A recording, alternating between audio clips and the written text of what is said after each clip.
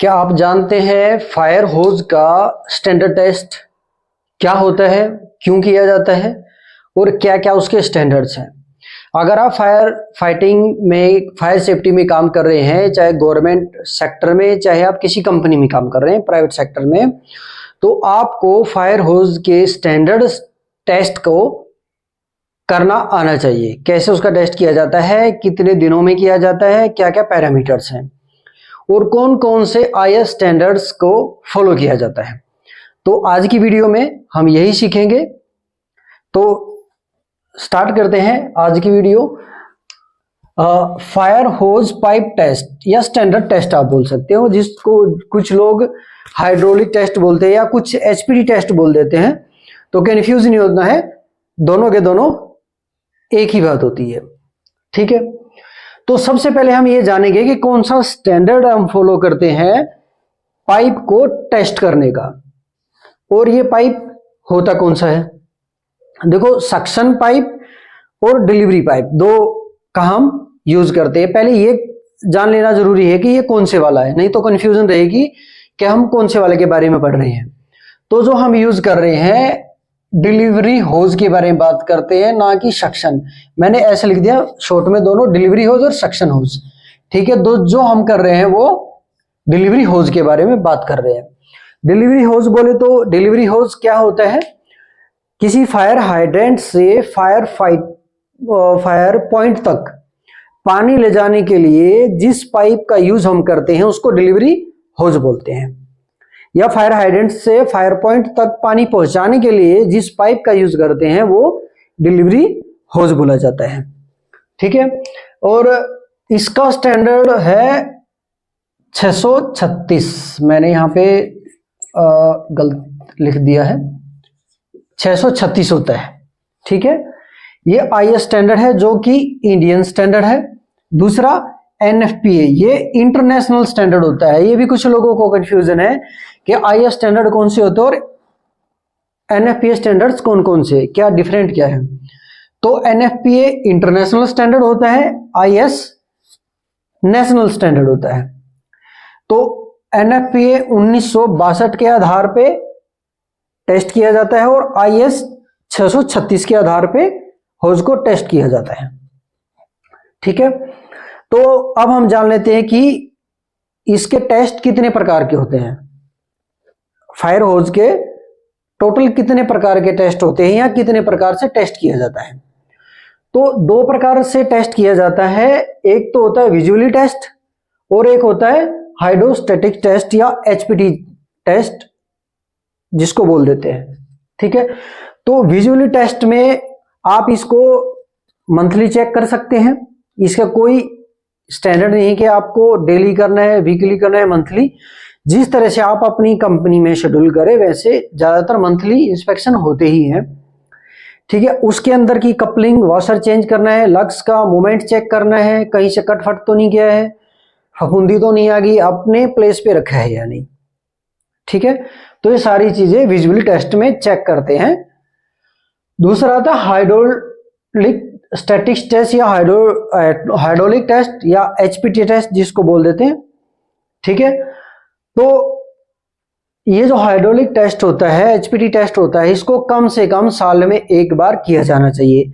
अब आप उसको चाहे 2 बार भी कर लो, 3 बार कर लो, वो आपके सहूलियत के हिसाब से आप कर सकते हैं, लेकिन स्टैंडर्ड क्या बोलता है कि साल में एक बार होना ही चाहिए, ठीक है।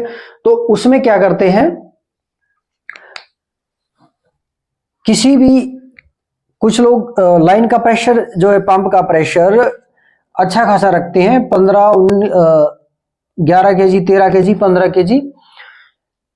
और जहां पे ये होज बनाए जाते हैं, जहां पे मैन्युफैक्चर होते हैं, वहां पे पंप का प्रेशर ज्यादा होता है।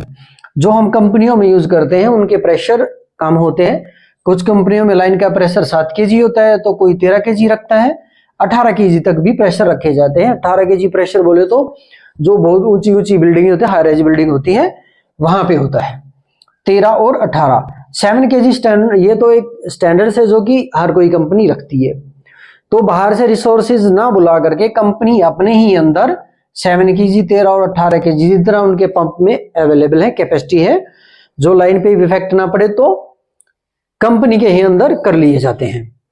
ठीक है, अब बात करते हैं, ये तो उन्होंने कर दिया, लेकिन कोई स्टैंडर्ड तो होगा कि कितने पे होना चाहिए। कोई 13 पे कर रहा है, कोई 7 पे। तो स्टैंडर्ड जो बोलता है टेस्ट प्रेशर जो होता है वो 300 psi या 21 kg पे टेस्ट किया जाना चाहिए, वो स्टैंडर्ड बोलता है। लेकिन बाहर से थर्ड पार्टी से ना करवाना पड़े, कॉस्ट ना देना पड़े, इसलिए कंपनियां कम प्रेशर पे ही यूज कर लेती हैं, टेस्ट कर लेती हैं अपने ही वर्क प्लेस पे।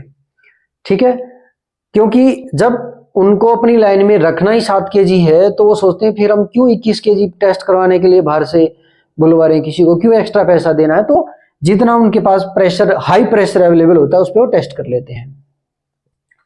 ठीक है, और ये टेस्ट का जो फ्रीक्वेंसी होती है, कितने दिन में किया जाता है, वो ईयरली होता है, HPT टेस्ट, हाइड्रोस्टैटिक टेस्ट। ठीक है, अब ये तो हमने कर लिया। इसमें हाइड्रो टेस्ट में क्या किया जाता है, जैसे ये हाइड्रेंट है, इसमें डिलीवरी होज लगा दिया जो हमें टेस्ट करना है। आगे यहाँ पे एक हैंड कंट्रोल ब्रांच लगा दी जाती है। पहले हाइड्रेंट से पानी को ब्रांच से रिलीज करेंगे, थोड़ा उसके अंदर ही लाइन के अंदर जो थोड़ी बहुत एयर होती है वो बाहर निकल जाती है, ताकि बाद में वो होज को अननेसेसरी खराब ना करे। ठीक है, तो हैंड कंट्रोल ब्रांच आगे लगा देंगे और यहां से पानी रिलीज करेंगे थोड़ी देर तक, जब तक एयर निकल रही है। फिर क्या करेंगे, हम यहां से हैंड कंट्रोल ब्रांच को होल्ड कर देंगे। अब क्या होगा, यहां से यहां तक हाइड्रेंट से ब्रांच के बीच में होज पूरा फुली चार्ज है, फुल प्रेशर, जितना आपके हाइड्रेंट में या पंप में है उतना प्रेशर उसको दे दो, जितना दे स्कोर आपके किसी नेटवर्क पे भी इफेक्ट ना पड़े।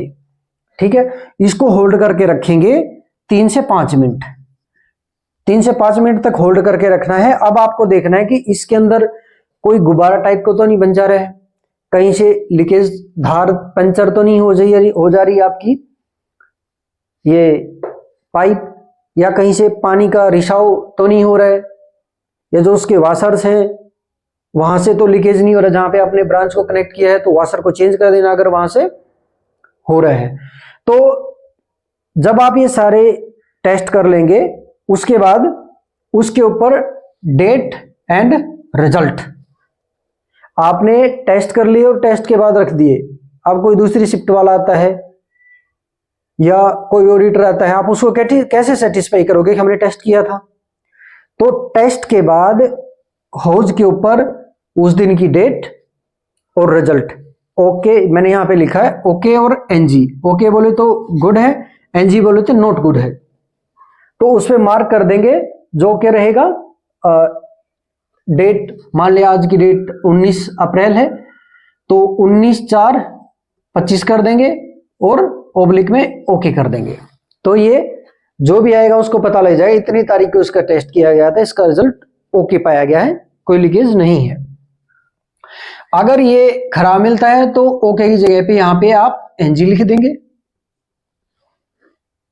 या आप अपने हिसाब से कैसे रख सकते हैं। कुछ ऐसे कर देते हैं, टिक मार्क कर दिया ओके के लिए, कुछ लोग ऐसे क्रॉस मार देते हैं एनजी के लिए। तो आपके पास एक स्पेसिफिक लेजेंड होना चाहिए कि आपने किस माध्यम से उसको मार्क किया है, ताकि सबको पता हो। एक तो हो गया, ये हो गया। जो होज एनजी मिलती है, जो खराब मिल जाती है, जो टेस्ट में फेल हो जाती है, उनको उल्टा करके लपेटा जाता है, ताकि कोई भी आए उसको देख करके पहचान सके कि होज डैमेज है या टेस्ट के दौरान फेल कर दिया गया है। ठीक है, तो ये सारी चीजें इसमें चेक की जाती है।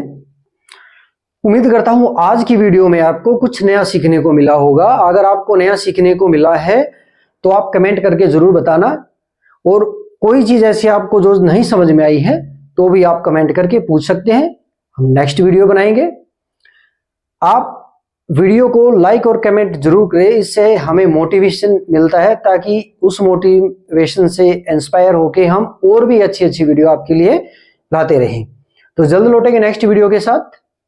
जय हिंद, जय भारत।